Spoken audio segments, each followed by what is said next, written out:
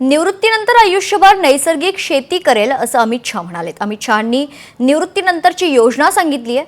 संपूर्ण आयुष्य वेद उपनिषद वाचण्यात घालवणार असं देखील शाह म्हणाले। मनात निवृत्तीचे विचार येणं हे देशासाठी शुभ संकेत आहे। यावर राऊतांनी प्रतिक्रिया दिली तर शहांच्या निवृत्ती प्लॅनवर संजय राऊतांनी प्रत्युत्तर दिलेलं आहे। भारतात राजकारण्यांसाठी निवृत्तीचं वय ठरलेलं नाही। काही जण लवकर निवृत्त होतात तर काही जण वयाच्या शेवटपर्यंत राजकारणात सक्रिय राहतात। दरम्यान भाजपचे दिग्गज नेते आणि केंद्रीय गृहमंत्री अमित शाह यांनी निवृत्तीबाबत मोठं वक्तव्य केले। निवृत्त झाल्यावर आयुष्यभर नैसर्गिक शेती करणार, तसंच निवृत्तीनंतर मी माझं आयुष्य वेद उपनिषद वाचण्यात घालवीन असं देखील अमित शहांनी म्हटलंय।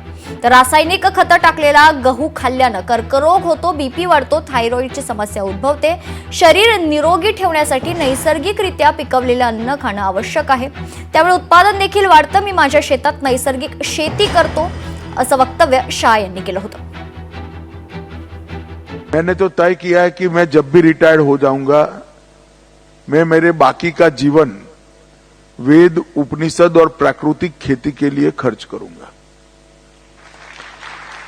ये प्राकृतिक खेती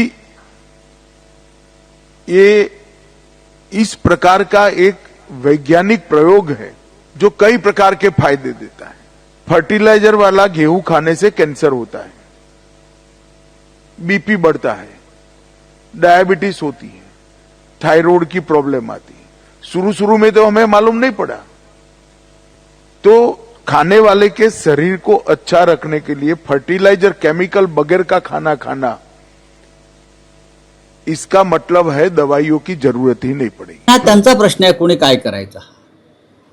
कोणी निवृत्तीनंतर जीवनामध्ये अनेक चांगल्या गोष्टी करता येतात।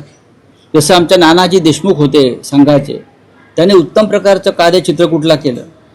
अनेक जण आपापल्या भागात जाऊन सामाजिक आणि इतर कामं करत असतात ना, त्याच्याविषयी काय आपल्याला कोण काय करणार त्याच्यावरती चर्चा करण्याचं कारण नाही। किंबहुना या दोघांच्या मनामध्ये निवृत्तीचे विचार येत आहेत, हे देशासाठी शुभ संकेत आहे। लोकशाही मराठी ऐका, पहा, जागरूक रहा।